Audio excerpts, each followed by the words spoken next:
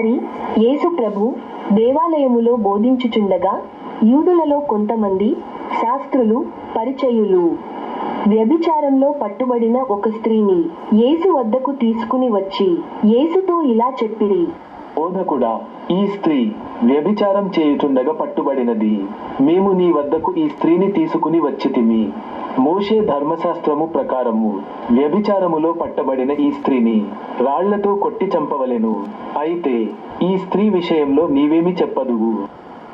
అయితే మీలో ఇప్పటి వరకు పాపం చేయని వారు మొట్టమొదట ఆమెపై రాయి విసరండి.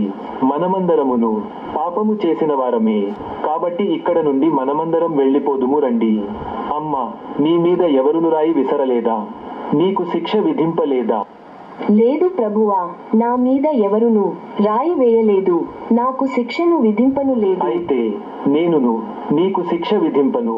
నేను పాపులను క్షమించుటకు, పాపము నుండి రక్షించుటకును, పరలోకమునకు చేర్చుటకు ఈ లోకమునకు వచ్చి తిని.